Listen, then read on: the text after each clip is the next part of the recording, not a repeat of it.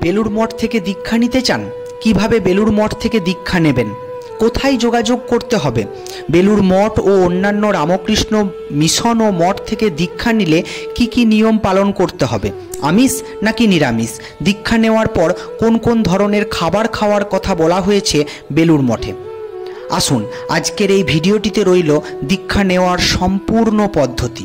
এছাড়া এই ভিডিওটির মাধ্যমে জানুন বেলুড় মঠ থেকে দীক্ষা নেওয়ার পরের কিছু নিয়ম। রামকৃষ্ণ মিশনের প্রধান কার্যালয় হিসেবে পরিচিত এই প্রসিদ্ধ বেলুড় মঠ ঠাকুর শ্রী শ্রী রামকৃষ্ণ দেবের বিশিষ্ট ও প্রধান শিষ্য স্বামী বিবেকানন্দ এটির প্রতিষ্ঠা করেছিলেন। বিগত কয়েক দশক ধরে রামকৃষ্ণ মিশন ও সংলগ্ন বেলুড় মঠ মানুষকে দীক্ষা দেবার জন্য বিশেষভাবে জনপ্রিয়তা অর্জন করেছে। আপনাদের মধ্যে অনেকেই রয়েছেন যারা হয়তো শ্রী শ্রী ঠাকুর রামকৃষ্ণদেব, মা শারদা ও স্বামী বিবেকানন্দের আদর্শে দীক্ষিত হয়ে বেলুড় মঠে দীক্ষা গ্রহণ করেছেন, অথবা রামকৃষ্ণ মঠ ও মিশনের অন্যান্য শাখাতে দীক্ষা নিয়েছেন। আবার কেউ কেউ আছেন দীক্ষা গ্রহণ করতে চান, কিন্তু সঠিক তথ্যের অভাবে হয়তো এগোতেই পারছেন না। আমার আজকের এই ভিডিওটি সেই সব দর্শকের জন্য। এই ভিডিওটি দেখলে খুব সহজেই আপনারা জানতে পারবেন বেলুড় মঠে দীক্ষা নেওয়ার জন্য আপনাদের কি কি করতে হবে, কোথায় এবং কিভাবে দেওয়া হয় এই দীক্ষা, এই দীক্ষার পরেই বা কি কি নিয়ম পালন করতে হবে আপনাদের। প্রথমেই আসি কিভাবে দীক্ষা নেবেন। ঠাকুর শ্রী শ্রী রামকৃষ্ণ মন্ত্রে দীক্ষা নেবার জন্য আপনারা বেলুড় মঠ অথবা রামকৃষ্ণ মিশনের যে কোনো শাখায় যোগাযোগ করতে পারেন। মন্ত্র দীক্ষা শুধুমাত্র মঠের প্রবীণ সন্ন্যাসী অর্থাৎ প্রেসিডেন্ট মহারাজ অথবা ভাইস প্রেসিডেন্ট মহারাজরাই দিতে পারেন। তাই আপনাকে আগে থেকেই জেনে নিতে হবে বর্তমানে রামকৃষ্ণ মঠ ও মিশনের কোন কোন শাখায় কোন কোন প্রেসিডেন্ট ও ভাইস প্রেসিডেন্ট মহারাজরা উপস্থিত আছেন এবং তিনি দীক্ষা আদৌ দেন কিনা। এই ব্যাপারে বিস্তারিত জানতে হলে আপনারা বেলুড় মঠের ওয়েবসাইট www.belurmঠ.org তে এক ঝলক চোখ বুলিয়ে নিতে পারেন। যিনি রামকৃষ্ণ মতে দীক্ষা নিতে চান, আশ্রমের পক্ষ থেকে তাকে একটা আবেদনপত্র দেওয়া হবে। সেটি পূরণ করে রামকৃষ্ণ মিশনের অফিসে জমা দিতে হবে। যতক্ষণ না পর্যন্ত আপনাকে দীক্ষা নেওয়ার জন্য একটা নির্দিষ্ট তারিখের কথা বলা হচ্ছে, ততক্ষণ আপনি অপেক্ষা করতে থাকুন। দীক্ষা নেওয়ার দিন কোন কোন নিয়ম পালন করবেন?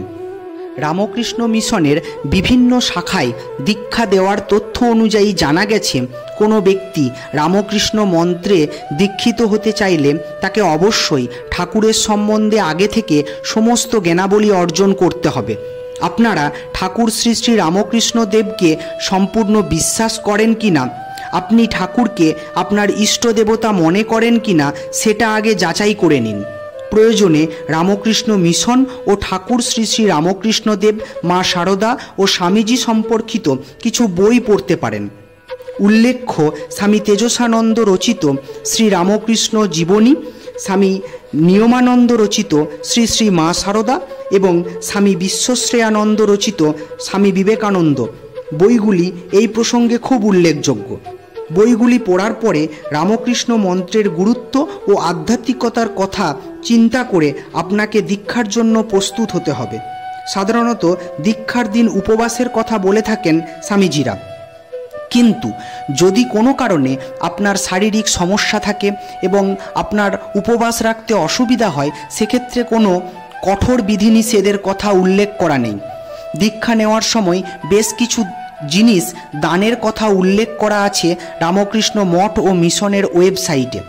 সেই জিনিসগুলি হলো ফুলের মালা, তর্পণ করা ফল, একজোড়া ধুতি ও অঙ্গবস্ত্র। প্রসঙ্গত, রামকৃষ্ণ মিশন সম্পর্কিত বিভিন্ন গ্রন্থ থেকে জানা গিয়েছে বেলুড় মঠ কিংবা অন্যান্য শাখায় দীক্ষা নেওয়ার জন্য কোনো বিশেষ গুরুদক্ষিণার কথা বলা হয় নাই। নিজের সমর্থ অনুমতে আপনি যা নিবেদন করবেন ঠাকুর সেটাই গ্রহণ করবে।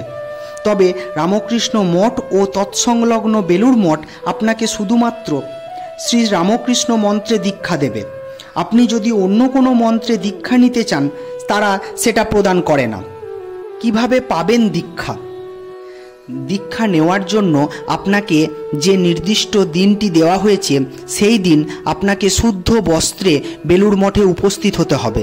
সেদিন সমস্ত দীক্ষা প্রার্থীদের নিয়ে বেলুড় মঠে একটি সাধারণ অনুষ্ঠানের আয়োজন করা হয়ে থাকে।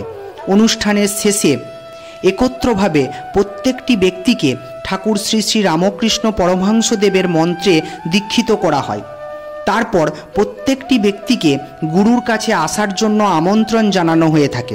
তাকে গুরুর কাছে এসে মন্ত্রটি উচ্চারণ করতে বলা হয়ে থাকে। দীক্ষা সম্পূর্ণ হলে প্রতিদিন নিয়ম মেনে দিনে 2 বার আপনাকে 108 বার গুরুমন্ত্র জপ করতে হবে।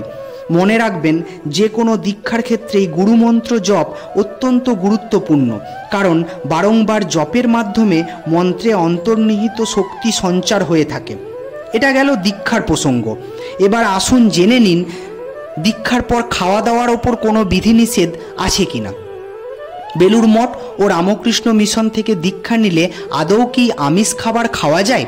উত্তরটি হলো, রামকৃষ্ণ মিশন থেকে দীক্ষা নিলে খাওয়া দাওয়ার ওপর কোনো বিধিনিষেধ নেই। অর্থাৎ এখান থেকে দীক্ষা নিলে নিরামিষভোজীরা খুব সহজেই নিরামিষ খাবার এবং আমিষভোজীরা খুব সহজেই আমিষ খাবার গ্রহণ করতে পারবেন।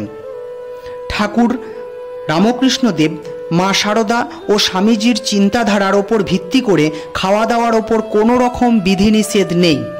ঠাকুর মা স্বামীজির চরণে প্রণাম জানিয়ে আমি আমার সংক্ষিপ্ত ভিডিও এখানেই শেষ করলাম। আপনারা সকলে ভালো থাকুন, সুস্থ থাকুন এই কামনা করি। নমস্কার।